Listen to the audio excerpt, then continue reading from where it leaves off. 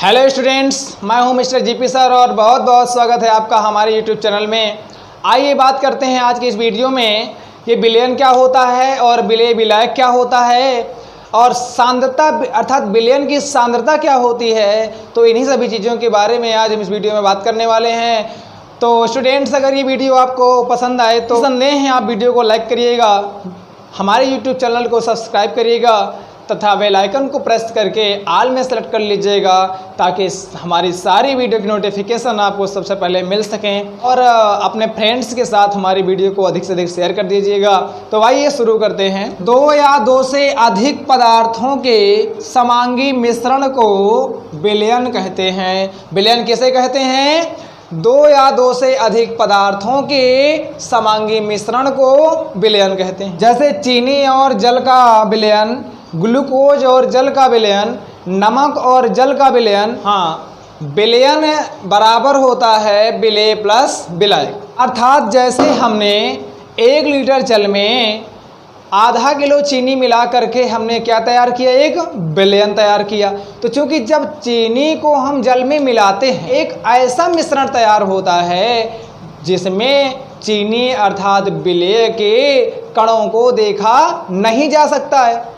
ठीक, तो ये एक समांगी मिश्रण हो गया। बस ऐसी समांगी मिश्रण को क्या कहते हैं? हम ऐसी समांगी मिश्रण को कहते हैं विलयन। अगर जैसे मान लीजिए निकालना है कि हमारा विलयन का द्रव्यमान कितना होगा, तो जितना विलेय मिलाया है और जितना विलायक है दोनों को ऐड कर देंगे तो क्या निकल आएगा? हमारा विलयन। जरा समझिएगा कि विलायक क्या होता है।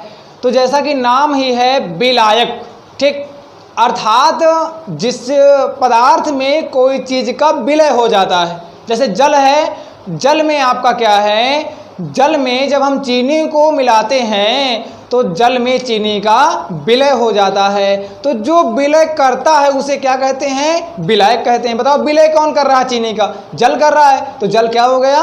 विलायक हो गया। या हम ऐसे भी कह सकते हैं कि किसी विलयन में वह पदार्थ जिसकी मात्रा सर्वाधिक होती है उसे क्या कहते हैं? विलायक कहते हैं। या ऐसे भी कह सकते हैं कि वे पदार्थ जो किसी अन्य पदार्थ को अपने आप में मिला लेता है उसे क्या कहते हैं? विलायक कहते हैं। जैसे जल चीनी को अपने आप में मिला लेता है। जैसे आप शरबत के विलयन में हम देखें, किसमें? चीनी और जल के विलयन में देखें तो जिसकी मात्रा ज़्यादा होगी वो ही विलायक होगा। तो इस तरह से भी देखें तो आपका क्या?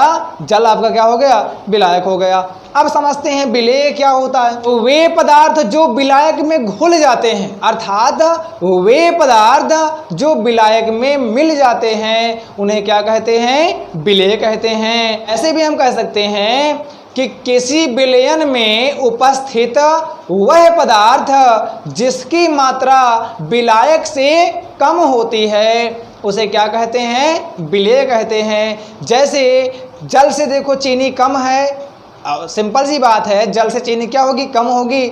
या हमने बताया कि वे पदार्थ जो विलायक में घुल जाते हैं या मिल जाते हैं उन्हें क्या कहते हैं? विलेय कहते हैं। जैसे चीनी आपका जल में घुल जाता है तो चीनी क्या हो गया?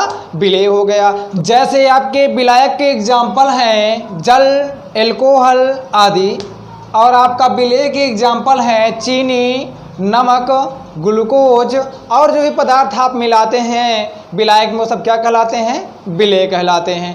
और जिन जिन चीज़ों में विलेय को मिलाते हैं वो सब विलायक कहलाते हैं। आइए बात करते हैं विलयन की सांद्रता क्या होती है। तो समझिएगा, किसी विलयन में, चूंकि विलयन की सांद्रता है तो इसलिए कहेंगे किसी विलयन में उपस्थित विलेय पदार्थ की मात्रा को विलयन की सांद्रता कहते हैं। विलयन की सांद्रता किसे कहते हैं? किसी विलयन में उपस्थित विलेय पदार्थ की मात्रा को विलयन की सांद्रता कहते हैं।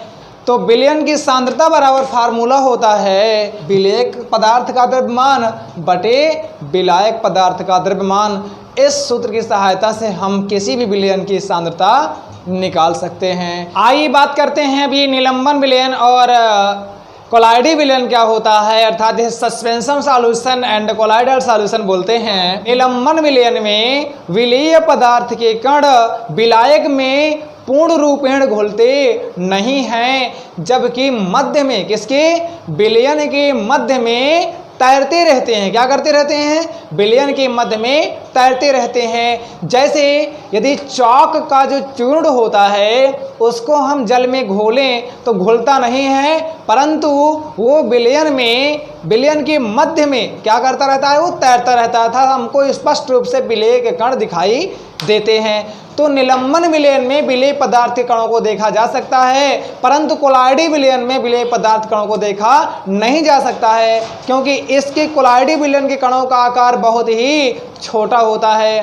तो ध्यान दीजिएगा, इसकी डेफिनेशन की ओर हम बढ़ते हैं। ऐसा विलयन जिसमें विलेय पदार्थ के कणों का आकार 10⁻⁷